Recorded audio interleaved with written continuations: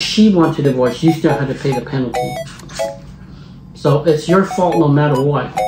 If you're a man? Because if she cheated, they say that's your fault because you didn't watch her. That's what they say. It's your fault. You're the man. You didn't watch her. I don't agree with that. I think it's fair that if he cheated and he sent her back, he should pay a penalty. That's disrespect. Because he cheated on their daughter and then he throw her back. Is that why you're looking for Filipina? Because you know that Filipina is free. Did you regret? Did I regret? Do you think you made me regret? No, I need you, baby.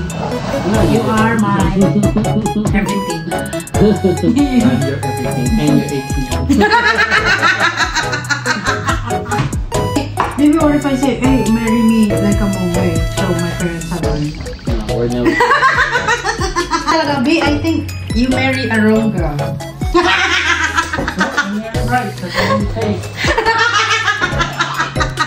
No, I think I regret.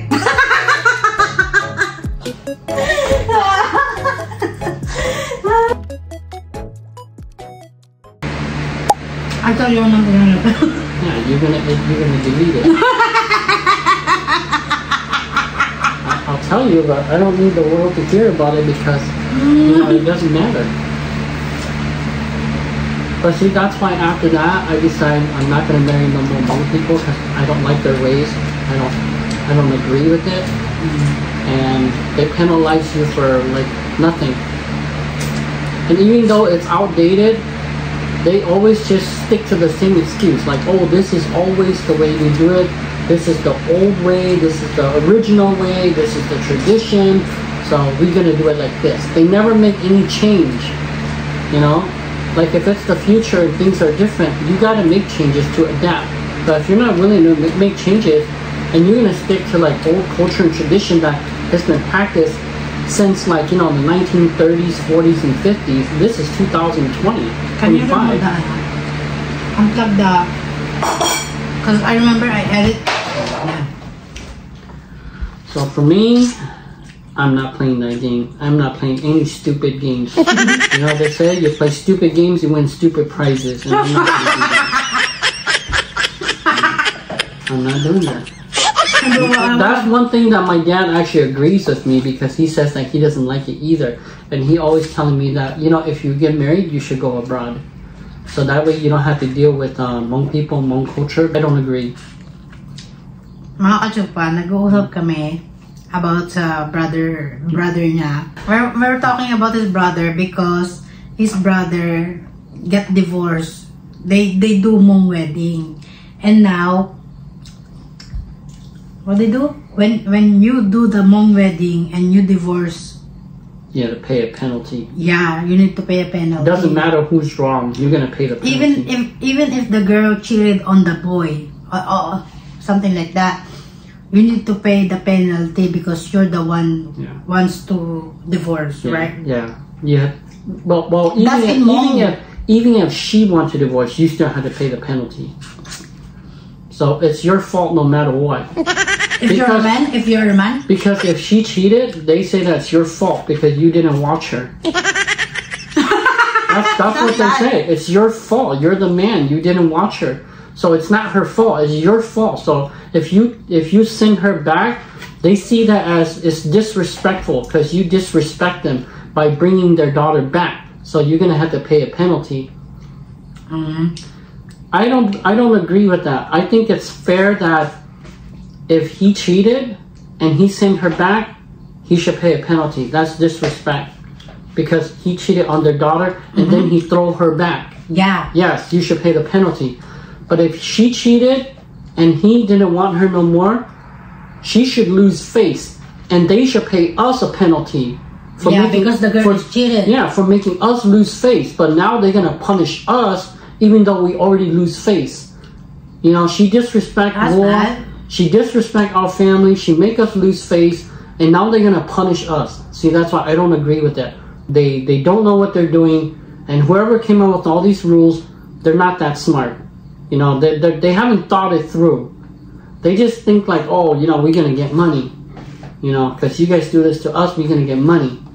That's why a lot of Hmong, they do the old tradition wedding because some of it they do like if you do wedding, like if for example I'm Hmong and I have Hmong parents and you married with me, you need to pay my parents money. It's a bride, it's a bride price. Otherwise, they will not recognize you as the son-in-law. So you have to pay. If you don't pay, they will not recognize you. So you're not officially part of the family. They're not going to recognize you. You have to pay the bride price, so that way they're going to recognize you and accept you as a family member. So it's like you buy your way. It's like you buy your way in. It's always about the money. So they just respect you because you pay them. That's it. You buy your way in. They don't care about you. They just want money. I'm sure Is that why you found? Is that why you're looking for Filipina, because you know that Filipina is free? No, it's not because it's free. It's because I've heard a lot of good things. You know, I did my research. I heard a lot of good things. Plus, my dad also incentivized me that I should marry abroad. First, he's always talking about like Thai girls or girls in Laos or. Girls in Laos is Hmong eh. No, there's Lao girls too. It's not just Hmong people. Lao is not Hmong country. It's different. Yeah, there's a race called Lao. I thought Lao and Hmong is one. So it's a little bit like Filipino. They're dark skinned. They're Asian, but they're dark skinned. His wife is Hmong or Lao? She's Hmong, but she live in Laos. Oh. It's just like I'm Hmong, but I live in America, so I'm American, Hmong American. The people there is Hmong Lao. Lao used to be an independent country, but after the Vietnam War, the Vietnamese and the Chinese took over. So now it's ruled by Vietnamese. It's still Lao country. It's still called Laos, but it's actually ruled by the Vietnamese. Because the Vietnamese and the Chinese are on the same side. So what do you research about Filipina? And why you decided to find Filipina? Oh, I just had a lot of good reviews that, you know, a lot of them are good. You know, they follow old tradition. Did you regret? Did I regret? Do you think you made me regret? I think not. So far, it's good. They say you got the package wife. They say. Well, of course. You know, I mean, that's why a lot of Westerners are going to the Philippines. Well, some Filipino is not good though. Not all of them are good because, like I said, right now, Western idea is starting to spread there and it's poisoning a lot of them. So some are not good anymore. You know what I mean? So that's why some they marry, but then it doesn't work out because she become poisoned by Western idea. So now she think like, oh, I don't need you. I can do whatever I want. You know, I can work. I can make my own money. I don't need you. So are you gonna get married? I don't have to listen to you. Are you gonna Are you gonna marry me again in Filipinos? We'll see. Or do you regret? Or you're planning? Or we'll see next year if everything works out good and it's still the same and you show that you are truly you and you're not pretending. Maybe you regret. No, I do not regret as of now because you always keep our house beautiful. You cook delicious meal. You're very womanly, feminine, and you know you do all the things that a wife should be doing. If there's any question that you might think that, oh, I shouldn't marry me anymore, what is it? I don't know. If I see that you're very hostile and you didn't listen and you're always thinking like, oh, I don't need you, then that's a red flag for me. I need you all the time. You're my wallet. You're my ATM. I need you, baby. No, you are my everything. I'm your everything and your ATM.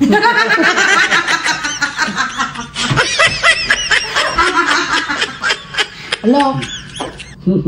Now we're a match. Katas lang namin kumain, mga kachupapi. Okay. And what if I say, hey, marry me like a Hmong way, so my parents have money? No, we're never. We don't need to do that because I can give them parents money whenever they need it. I'd rather not give a large amount and then, you know, they just waste it. You know, if I do help people, it would be for good purpose. Ang pera lang. Hindi mo ang pera talaga, B. I think You marry a wrong girl.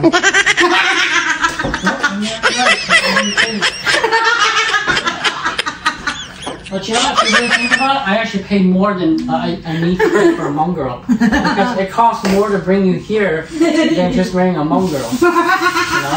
But see, I'm willing to do all of that because I want quality. You know? No, I think I regret.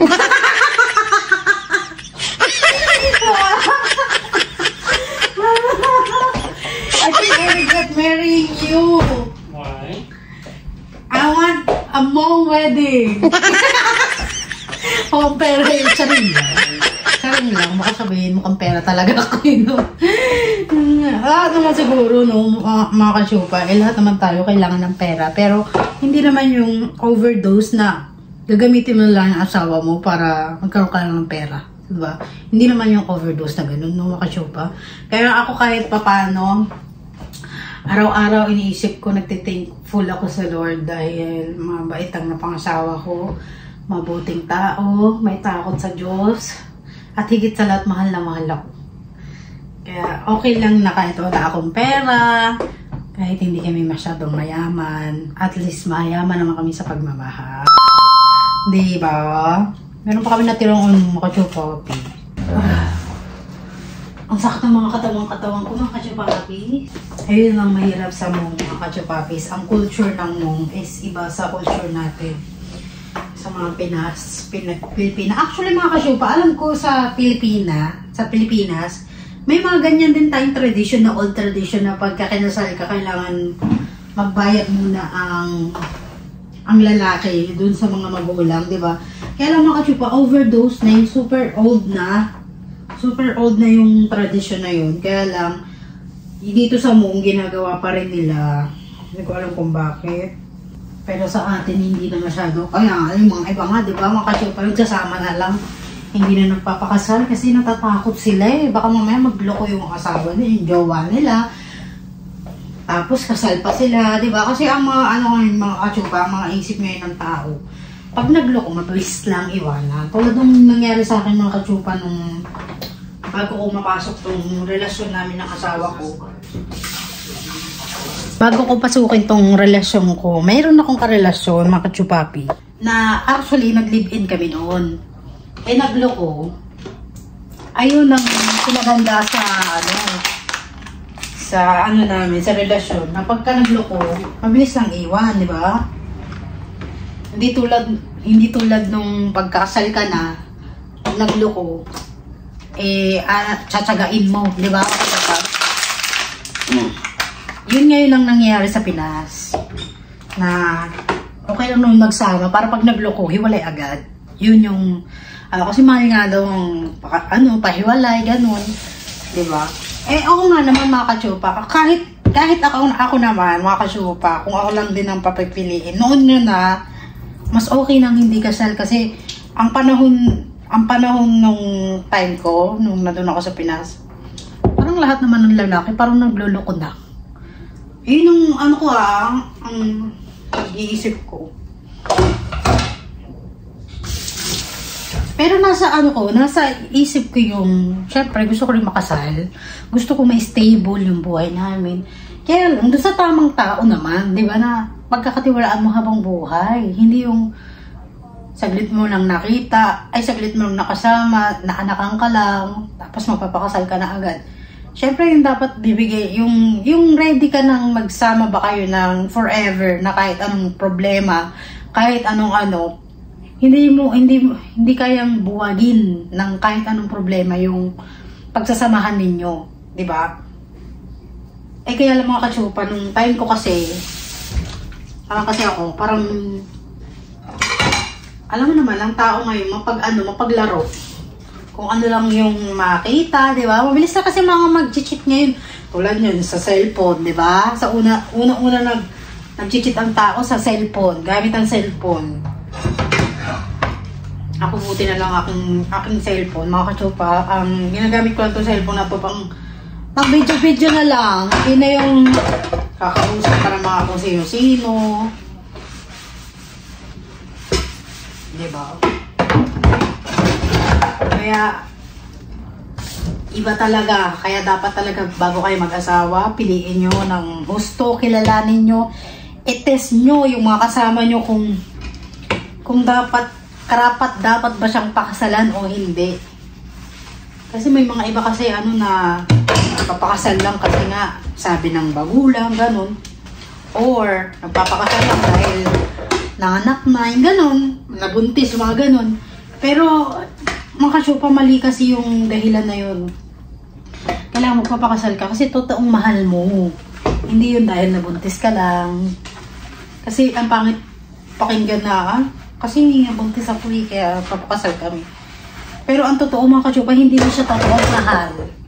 Diba, huwag kayong gano'n mga kasyupa kasi mali yung pinapasok niyo.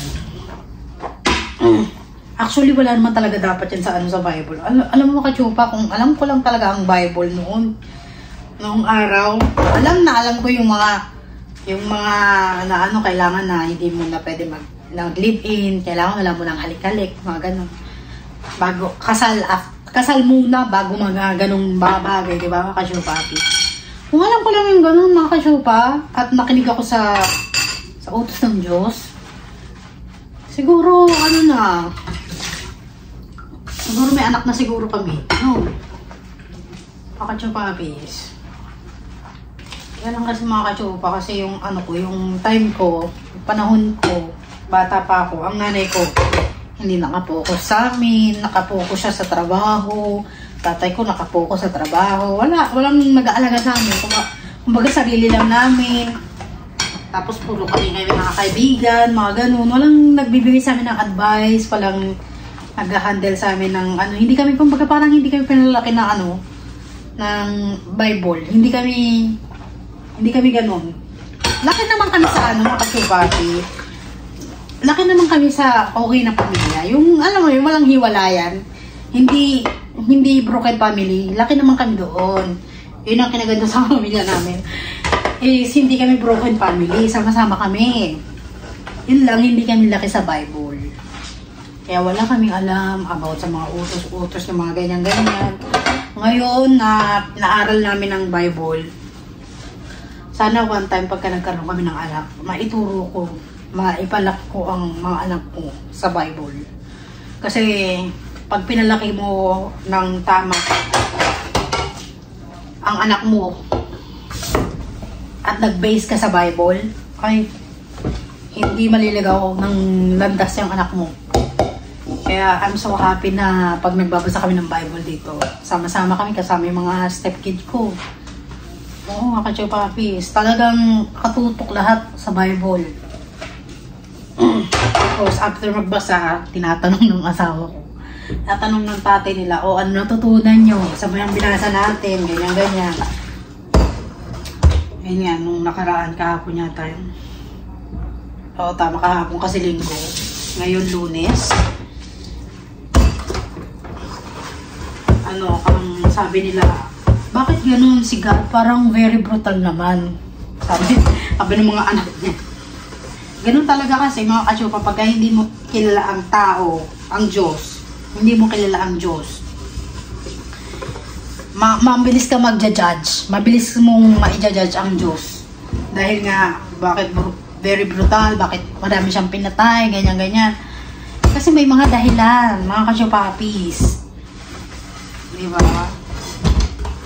Pero kung kung alam mo naman yung dahilan, magre-rely ka na lang sa kanya kung bakit niya ginawa yun. Or minsan kasi ang utak ng tao magkaiba sa utak ng Diyos. Di ba mga kasyupapi? Kaya tayo, dapat lagi tayong magre-rely sa Panginoon na kahit anong mangyari sa buhay natin, lahat yan may dahilan.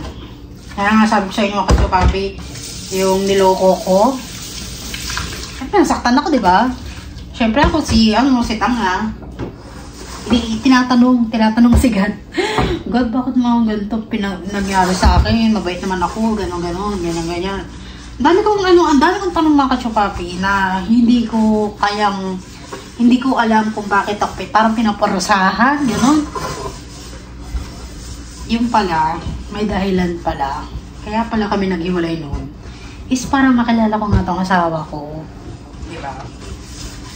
Ganun kaya ikaw sa point, kung sa point ka na litong-lito ka na kung bakit nagluluko yung mga kasama, yung mga kinakasama nyo. May ano yan, may dahilan yan, hindi walang dahilan. Kaya ikaw pag niloko ka, ay mga kasyupang, pag niloko ka ng isang karelasyon nyo, huwag nyo nang lokohin pabalik, yung gantihan ba? Huwag gano'n mga kasyupapi. Kasi hindi siya maganda. Magsisisi ka lang. Kaya yung mga step kids ko, sinasabi ko sa kanila na pag kayo nagka-jowa, huwag mo muna ibibigay yung virginity nyo. Huwag mo ibibigay yung sex na yan. Huwag nyo muna ibibigay yan. Ibigay nyo yan after ng kasal kasi mas masarap yun ma-receive ng isang asawa ng yung mapapangasawa yung virginity nyo after nyo ikasal kasi ayun yung the greatest gift na marireceive nila sa inyo. Alam mo kachopa, na-regret ko kaya yan. Isa yun sa mga regret ko na dapat pala i-maintain ko yung virginity ko para nung after namin kasal ng asawa ko may maibigay naman ako sa kanya na kahit walang regalo, wala akong naibigay sa asawa ko. Ayun ang regret ko mga kachupapi. Kaya kayo, yung mga nanonood sa akin, i-hold nyo yung virginity nyo. Huwag nyo ibibigay kahit kanino. Mahal yan mga kachupapis. Nasa Bible yan. Dapat nyo yan. Maintain nyo yan at ibibigay nyo lang yan after ng kasal sa mapapangasawa nyo. Yun ang regret ko sa buhay ko. Kaya kayo mga kachupapi, sabang bata,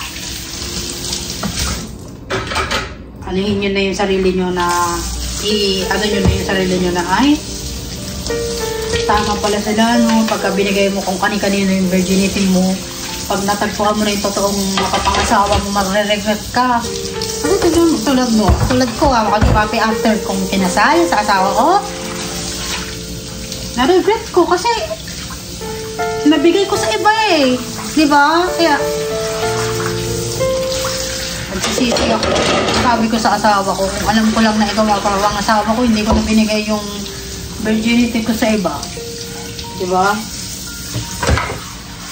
Yun ang isa kong regret sa buhay. Kaya sabi ko nga sa mga kachupa, habang bata, magbasa kayo ng Bible. Kasi nasa Bible lahat ng kailangan natin dito sa mundo. Nasa Bible lahat, mga kachupapi. Kaya ko nga iniisip ko, paano kaya kung inaral ko na yung Bible. Sinong bata pa ako, mga siguro 7 years old.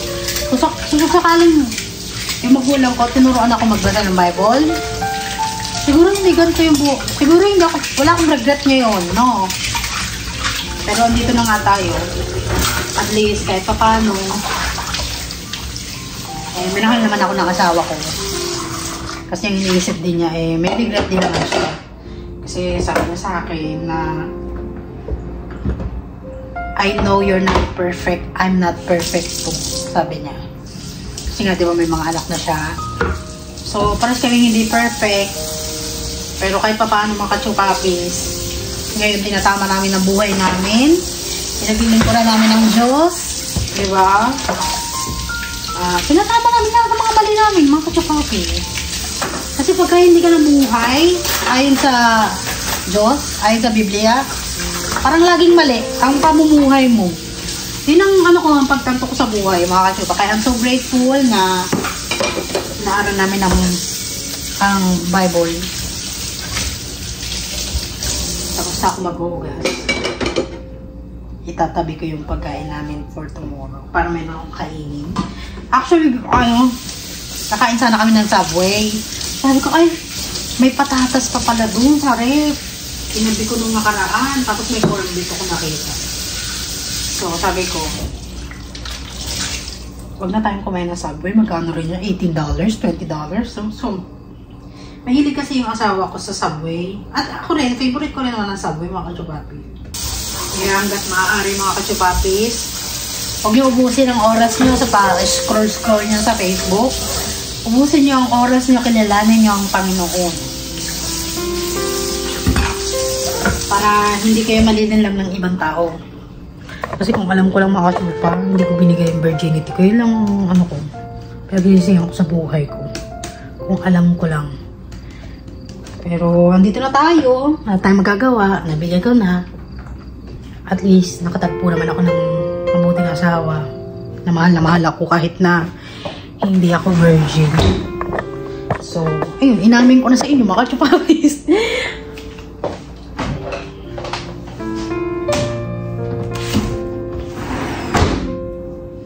Ang daming mga fruit fly. Nabubuisit ako dito. Ano kaya makapatay nito ng... Nabubuisit ako sa fruit fly. Lalabang ko nga itong ano ko, sapatos ko. Labang ko naman kachupapis. Oh, actually, bumili kami ng gantong sapatos. Kaya lang yung binili namin is yung makapal yung dito. Kakalimutan ko na kung ano na. Pero ito is pang araw-araw. Kasi feeling ko yung Skechers ko nasisira na. So, labang ko to.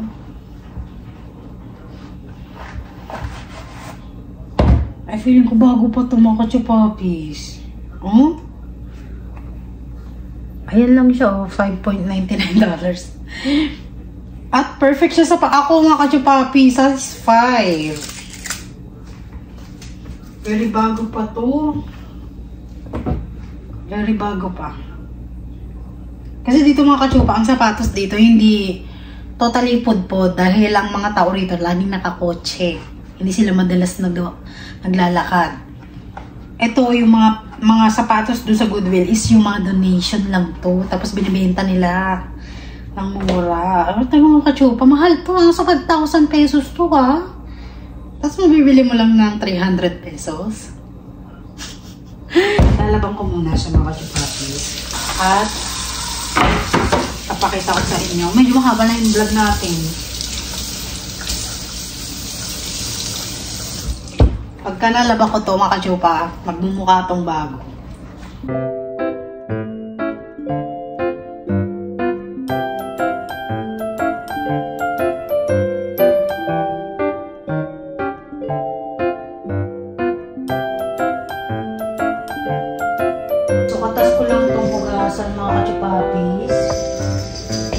Kasi iron cast siya. Kailangan niyang hindi siya pwedeng tagalin sa ano, sa basa.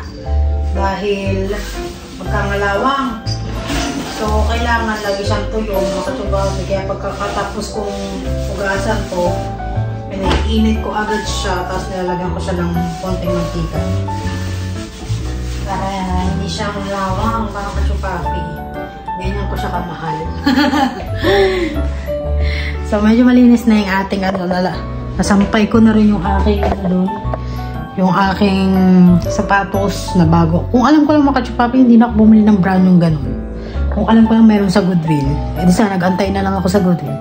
Kaya lang kasi mga kachupa, bumili kasi kami noon is because pumunta kami na Chicago. Kailangan yung sapatos na sasuotin namin is yung magaan sa paa para yung ano namin, yung paa namin, hindi kami masyadong pagod kasi nga lagi kami naglalakad sa Chicago. So, bumili kami ng magandang sapatos. O, ayan, mga kachupapi, malinis na yung ating lababo. Malinis na rin yung kitchen. Yung ating ano, si Kiki, sarap ng buhay, oh. Kiki, sarap ng buhay ni Bebe Love. Ay! May nagpapa-shoutout pala sa akin, mga kachupapi. Yung, meron akong new friend. Taga-Hawaii siya, mga kachupapi. Shoutout sa'yo, mga kachupapi, na taga-Hawaii. New subscriber. Sabi niya sa akin, nag-PM siya sa akin na nung nakita daw niya yung aking YouTube channel, eh, hala, nasuhunog na daw eh. Tuyo na yata to. Yung nung ano, yung napanood daw niya yung aking YouTube channel, nag-movie marathon daw siya mga kachupapi. Inupuan daw niya yung aking, ano, yung aking vlog. So, thank you mga kachupapi for always watching my vlog. And, meron na naman akong another, ano, nagpapa-shoutout yung kanyang pusa. Alam mo mga kachupapi, yung pusa mo lang ang naalala kong pangalan kasi sabi mo, nag-comment siya dun sa last video ko na yung pusa daw niya is si Koki. Ayan ang sinasabi ko, impluensya na ni Winnie. Ayan, impluensya. Impluensya ni Winnie at ni Kiki. Impluensya na. Kaya, I'm so happy na yung pinapakita ko lang dito sa ating vlog is yung makatotohanan, magagandang asal. So, lagyan lang natin siya ng very konting mantika. Then, patay na natin yung ating apoy.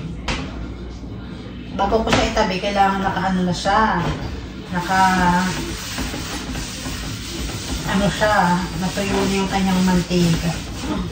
Ganyan ko, kaya siguro iniisip sa akin ng asawa ko, very, very neat, very malinis.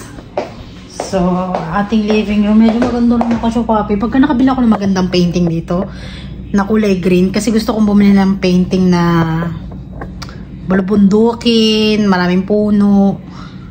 Yun, ilalagay ko siya rito. Kasi gusto ko yung aming wall is color green, hindi siya ganyan.